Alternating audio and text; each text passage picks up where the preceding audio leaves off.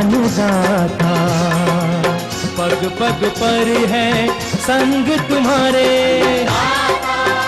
अन्नदाता। लहू किसानों का बन के पसीना सींचता है धरती का सीना। मेहनत का तेरी हक दिलवाने, नई तकनीक नई खोज बताने।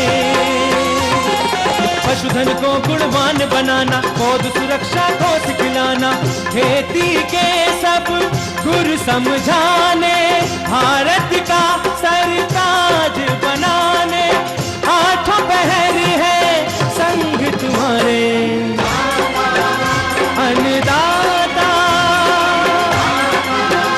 अन्नदाता।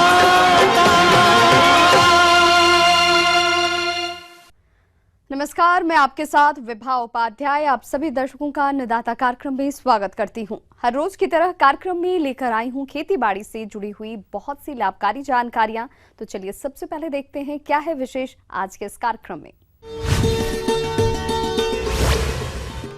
धान की फसल में लगने वाले पत्ती धब्बा रोग की रोकथाम, लौकी की फसल से अधिक उत्पादन लेने के लिए किए जाने वाले आवश्यक कार्य,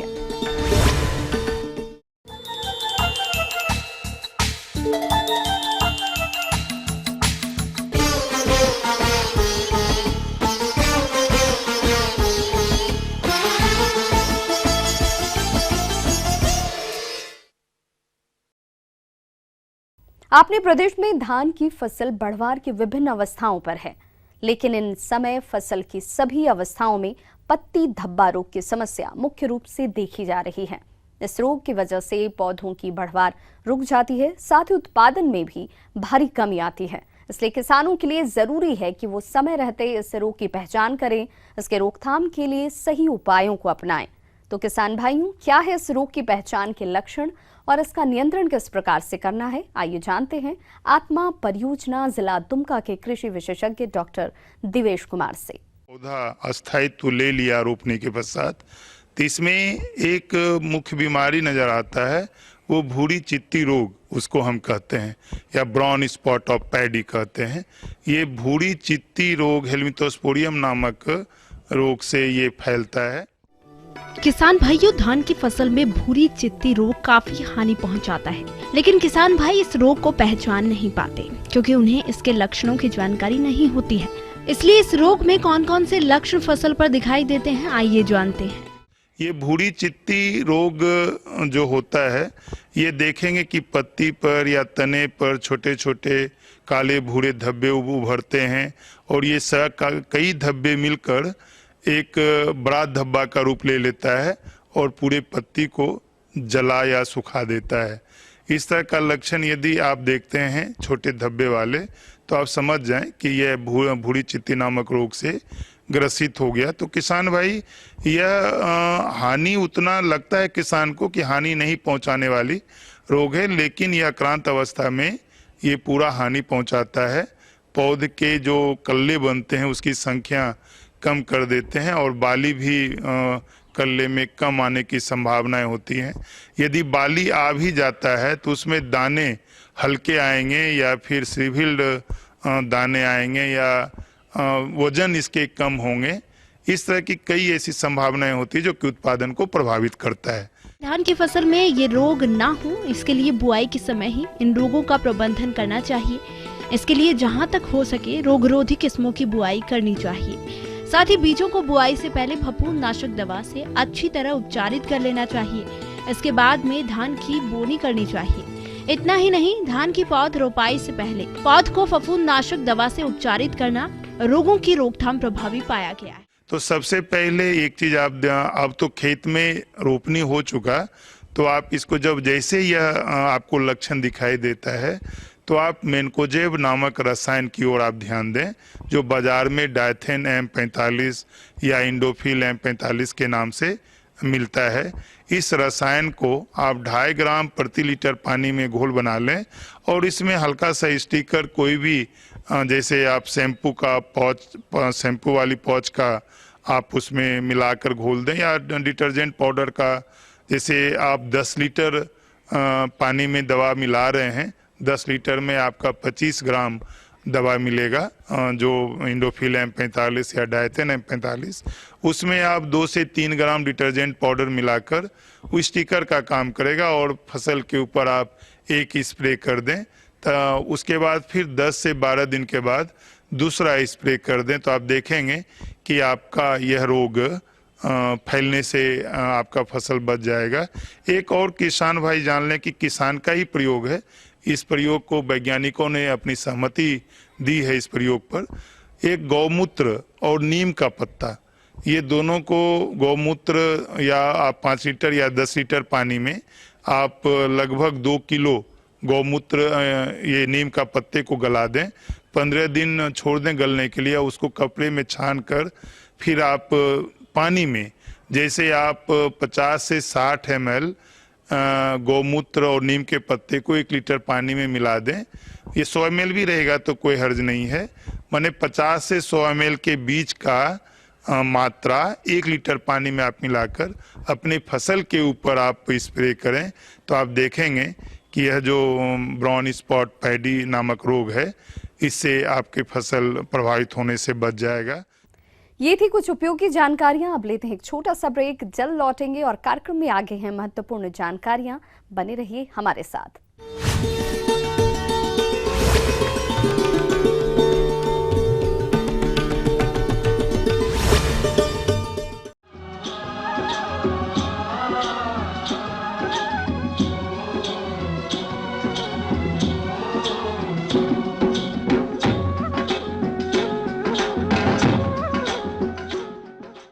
ब्रेक के बाद आप सभी दर्शकों का स्वागत है। चलिए रुक करते हैं अगली कड़ी की ओर।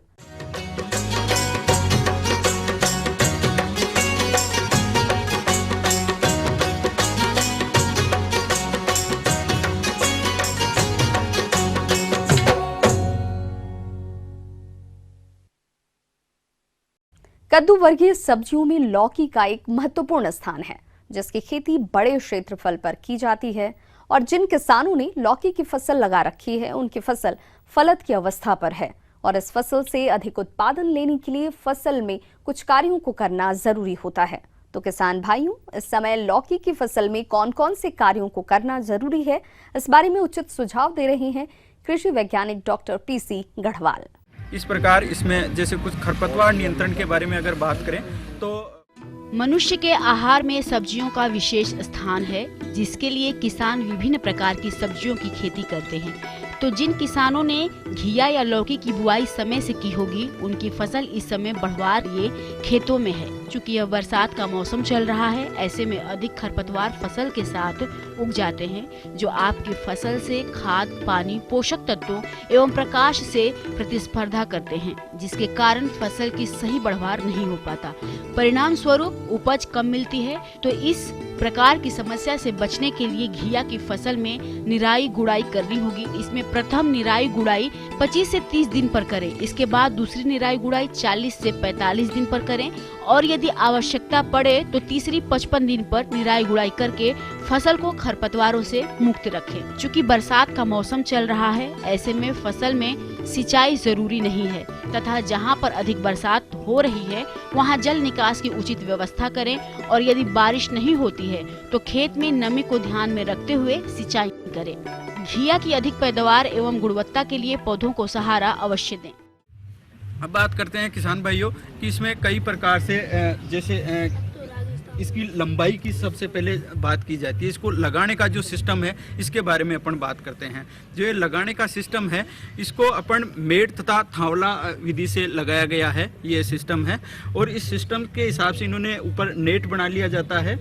और नेट बनाने का फायदा सबसे अच्छा ये होता है कि इसकी लंबाई जो अपन देख रहे हैं, ये लंबाई बहुत अच्छे से बढ़ जाती है। इसकी लंबाई जैसे आप देख रहे हैं कि लगभग 2 फुट से ज्यादा इसकी लंबाई हो गई है। फसलों की बढ़वार के लिए पोषक तत्वों का उचित मात्रा में खेत में होना जरूरी होता है। यदि इसकी कमी होगी तो फसल में विभिन्न प्रकार की समस्या होने की संभावना रहती है, जैसे पत्ती का पीला होना, पत्ते झड़ना, पत्तियों पर धब्बे होना तथा पत्तियों की बढ़वार रुक जाना इत्यादि। अतः इन समस्याओं से बचने के लिए किसान कौन कौन से पोषक तत्वों को कितनी मात्रा में फसल में डाले, इस हेतु सुझाव के लिए मिलते हैं। इसके लिए अगर पहले से अपने को अच्छे से किसी किसान भाई ने अगर डीएपी, एमओपी, म्यूरेट पोटास या गोबर की खाद अच्छे से नहीं डाली है और अगर अब डालना चाहता है या इस प्रकार किसान के खेत में दिक्कत है तो उसको एनपीके 5% एनपीके का घोल बना करके इसके ऊपर छिड़काव कर सकता है। मिनरल मिक्सर का स्प्रे 5 ग्राम प्रति लीटर के हिसाब से घोल करके अगर इनके ऊपर छिड़काव किया जाएगा तो पीले पत्ते या कम बढ़वार की समस्या दूर हो जाएगी। अगर फिर भी समस्या दूर नहीं होती है तो एनपीके को घोल करके सिंचाई पानी के साथ में दिया जा सकता है, जिससे कि उसकी बढ़वार बनी रह सके। घिया की खेती में देखने को मिलता है इसकी लता जो होती है वो लता का गलन का रोग सबसे प्रमुख रोग है। इसमें अगर इसके गलन की कहीं पर शिकायत है या गलन की देखी गई है तो उसके लिए बाविस्टिन 2 ग्राम प्रति लीटर के हिसाब से इसका स्प्रे किया जाए। इसमें कई प्रकार की कई बार दिक्कतें भी आती है कि जैसे इसके पीले पत्ते पीले हो जाते हैं या इसमें फिर कई बार जैसा कि इस खेत में अपने को देखने को नहीं मिल रहा है, लेकिन किसी किसी खेत में इस प्रकार की दिक्कत होती है। जो संख्या होती है फूलों की संख्या कई बार कम होती है। फूलों की संख्या बढ़ाने के लिए अपने को क्या करना चाहिए कि बोरोन 3 मिलीग्राम प्रति लीटर के हिसाब से अपने को पानी में घोल करके और अगर उसका स्प्रे किया जाए तो इसमें नर और मादा फूल किसान भाइयों अलग अलग होते हैं, तो मादा फूलों की संख्या अधिक बढ़ेगी जो कि हमें अधिक पैदावार देगी। इस प्रकार घिया की खेती अच्छे से करके किसान भाई मुनाफा कमा सकते हैं। आगे और भी हैं कुछ रोचक जानकारियां, पर यहाँ पर रुकेंगे एक और छोटे से ब्रेक के लिए। जल्द हाजिर होते हैं।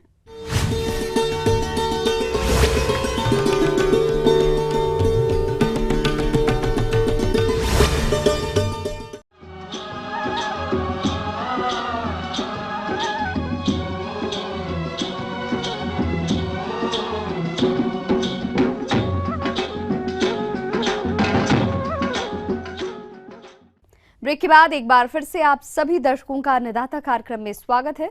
बढ़ते हैं अगली प्रस्तुति की ओर।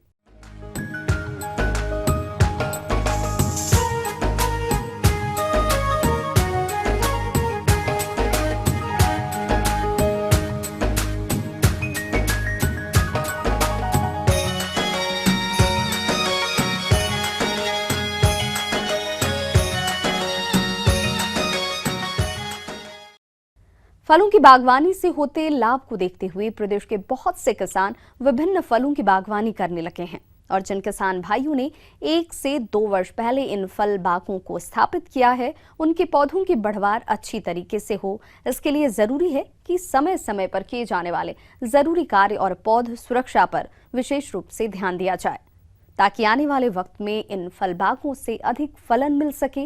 तो किसान भाइयों, नए फल बागों में कौन कौन से कार्य जरूरी हैं, आइए जानते हैं कृषि अनुसंधान केंद्र जिला पटना की कृषि विशेषज्ञ डॉक्टर संगीता कुमारी से। अगर 1 वर्ष का हो गया है तो बढ़िया समय है कि आप इसमें अब अक्टूबर का महीना आएगा, उसमें आप खाद और उर्वरक का प्रयोग करें। तो अभी चूंकि पौधा हमारा छोटा है तो उसकी जड़ें जो है बहुत ज़्यादा दूर तक नहीं फैलती हैं, तो उसको उसमें थाला बना करके खाद एवं उर्वरक का प्रयोग करें। किसान भाइयों, नए फल बागों में बढ़वार इस समय तेजी से होती है, इसलिए पौधों को पोषक तत्वों की अधिक आवश्यकता है और इनकी पूर्ति के लिए आप कितनी मात्रा में खाद और उर्वरकों का प्रयोग करें, आइए जानते हैं।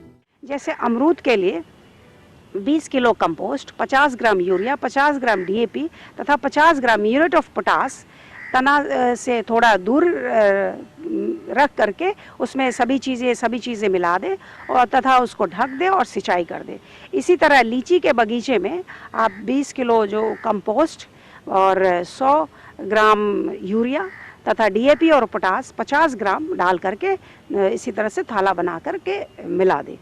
और ये रही खाद की बात।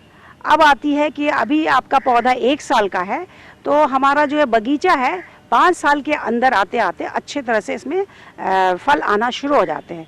तो अभी पौधा छोटा है तो हमारे किसान भाई यह भी कर सकते हैं कि इसमें अंतर्वर्तीय सब्जियां जैसे मटर हो गया, राजमा हो गया, पालक हो गया, धनिया हो गया, ये सारी फसलें इसमें लगा सकते हैं। ऐसा कर सकते हैं कि तना जो है, तना से थोड़ा दूरी, दोनों पेड़ के बीच में तना से दूरी बना करके और उसके बीच में क्यारियां बना ले और इसी बीच में इन सब्जियों को लगाए। किसान भाइयों, नए फल बागों में पौधे कमजोर होते हैं, जिससे अधिक वर्षा और तेज हवा के कारण पौधे जमीन पर गिर जाते हैं या फिर उनका तना टूट जाता है, जिससे किसानों को हानि होती है। तो इस हानि से बचने के लिए किसान क्या करें, आइए जानते हैं।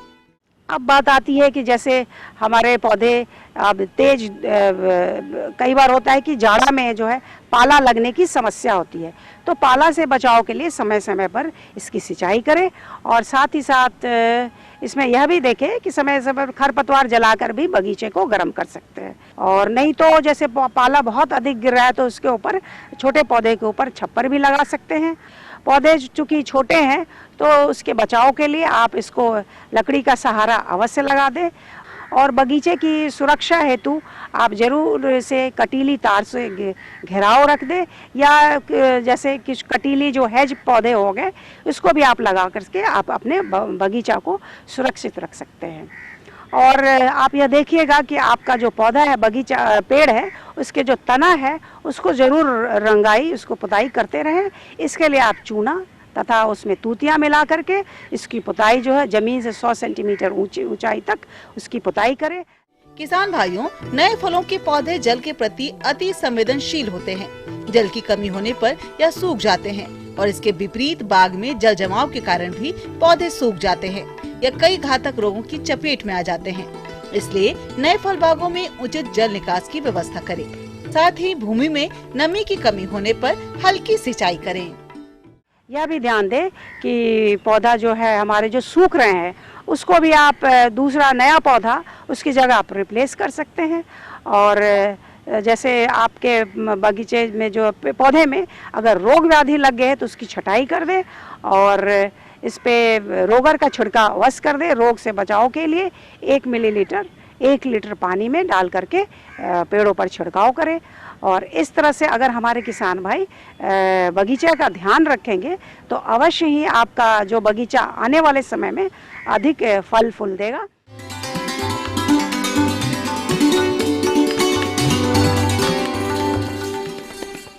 जॉन डियर अन्नदाता हेल्पलाइन निःशुल्क फोन संपर्क सेवा के माध्यम से आपके द्वारा पूछे गए प्रश्नों में से एक या दो महत्वपूर्ण प्रश्न को हम अपने कार्यक्रम में शामिल करते हैं। इसी के तहत आज का चयनित प्रश्न और उसका जवाब इस प्रकार है।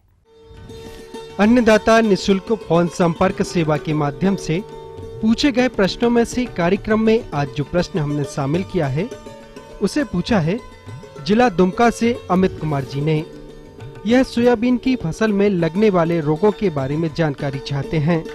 तो अमित कुमार जी, आपकी जानकारी के लिए प्रस्तुत है कार्यक्रम का यह अंश।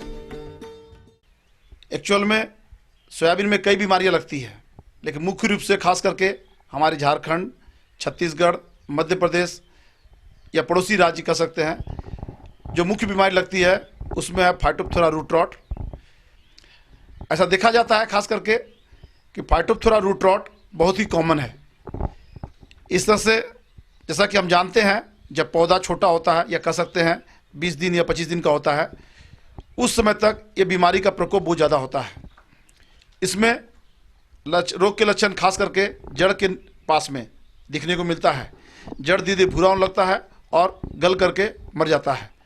ऐसा देखा जाता है कि जब वर्षा बहुत ज़्यादा होती है या कह सकते हैं कि जब बीज अंकुरित होकर के थोड़ा बाहर निकलता है और हैवी रेन होता है, तो उस समय इस रोग का प्रकोप बहुत ज़्यादा देखने को मिलता है। इस रोग के कारण पौधे की जड़ सड़ने लगती है और पौधा सूख जाता है।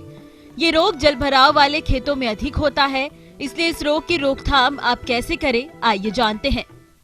चूंकि यह रोग मिट्टी जनित रोग है, ऐसा देखा जाता है जब हैवी बारिश होगी तो रोगग्रस्त पौधे से सूक्ष्म जीवाणु निकल करके पानी के द्वारा स्वस्थ पौधों को अटैक करता है और वो उसे भी रोगग्रस्त बना देता है।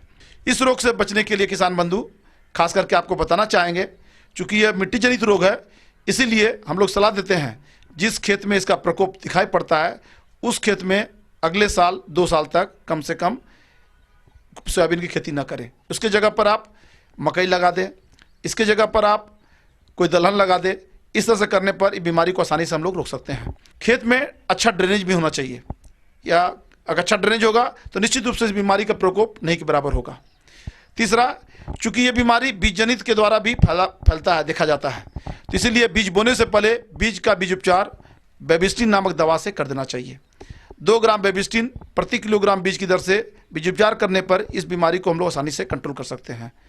खास करके अगर खेत में ये लक्षण दिखाई पड़ रहा है तो आप यथाशीघ्र ट्रिडोमिल MZ नामक दवा 1.5 ग्राम दवा प्रति लीटर पानी में घोल बना करके छिड़काव करने पर भी आप आसानी से फाइटोप्थोरा रूट रॉट को आसानी से कंट्रोल कर सकते हैं।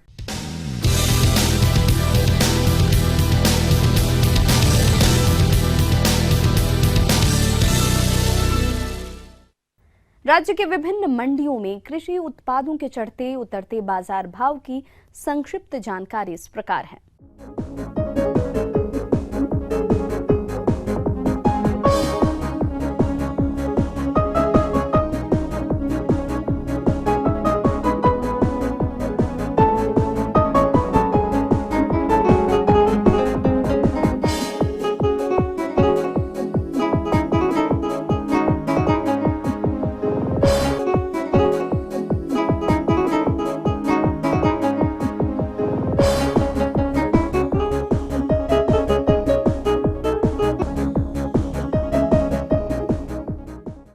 अब आइए देखते हैं कल दिखाए जाने वाले कार्यक्रम की मुख्य झलकियां। आलू की बुआई के लिए प्रयोग किए जाने वाली मशीन पर जानकारी, अधिक पुष्पन हेतु पॉली हाउस में लगे झरबीरा की फसल में जरूरी कार्य। हम ये उम्मीद करते हैं कि आज का कार्यक्रम आप सभी दर्शकों के लिए उपयोगी रहा होगा। किसान भाइयों, अन्नदाता आपकी सेवा के लिए संकल्परत है। कृषि संबंधित समस्या एवं सुझावों के लिए आप हमें इस पते पर संपर्क कर सकते हैं। प्रोड्यूसर अन्नदाता, ETV Bihar Jharkhand, Ramoji film city, Hyderabad 501512। साथ ही आप हमें ईमेल भी कर सकते हैं। हमारा ईमेल एड्रेस है annadatabihar@etv.co.in। इसके अतिरिक्त आप हमें जॉन डियर निःशुल्क हेल्पलाइन नंबर 180041922155 पर सोमवार से शनिवार सुबह 10 बजे से शाम 4 बजे के बीच संपर्क भी कर सकते हैं। फिलहाल अन्नदाता की पूरी टीम को दीजिए इजाजत। कल फिर इसी समय आपसे होगी मुलाकात कृषि संबंधित कुछ और महत्वपूर्ण जानकारियों के साथ। नमस्कार।